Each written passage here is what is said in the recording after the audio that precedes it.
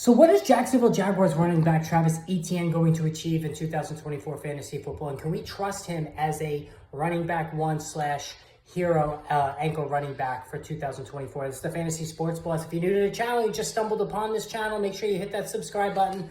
Lots of breaking news, injury updates, all of this throughout the course of the season. Plus, we have our first live stream this weekend, so stay tuned for that. Now, as far as Etienne is concerned, he's always been a favorite of mine. I've always had a lot of respect for Travis Etienne as a player going back to his Clemson days. He was explosive, personified.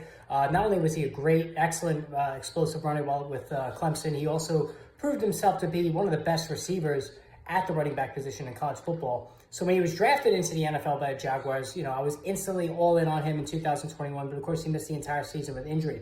2022 really kind of made, he did make his debut for the team, for lack of a better term.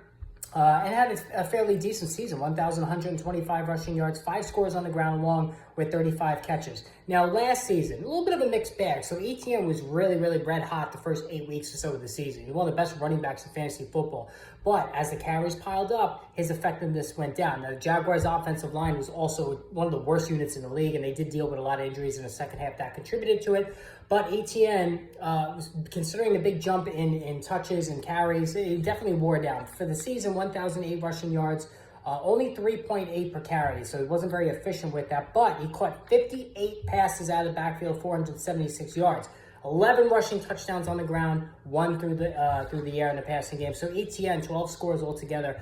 The numbers were there for a running back one. There's no doubt about it. Now, what are we going to do with him for 2022? For me, I don't think anything really changes with Etienne, all right? He's going in that, early second round range, and I think that's a good spot for him. And I absolutely do believe he can be a running back one for UT. There's virtually no competition. Tank Bigsby was just a rumor last year. He's back. They didn't really address the position, so there's virtually no competition for touches in the backfield. Plus, you have a better offensive line. That should be a better offensive line for the Jags this season. Trevor Lawrence, another year of development. He still likes to throw underneath to his old college buddy there, so that's going to be a big plus in PPR formats for sure this season. And then as far as the receivers, they brought in Brian Thomas Jr., who's going to stretch the field. They brought in Gabe Davis, who's going to stretch the field. You have Christian Kirk in the slot, Evan Engram in the short passing game. They're really going to open things up, soften up defenses so that Etienne does not face many sack boxes, doesn't face a lot of pressure up front. So I do think we're going to look at an uptick in rushing numbers, probably another double-digit tally in touchdowns on the ground. I think the average is going to go more like the 5.1 he averaged the year prior, probably in the mid-4 range. 1,100 plus rushing yards, double-digit touchdowns, 50 plus receptions in PPR. This is a running back one. I don't think there's any hesitation to draft him this season early in round 2. Let me know your opinion on Travis Etienne this season. Post in the comments below and make sure you're a subscriber.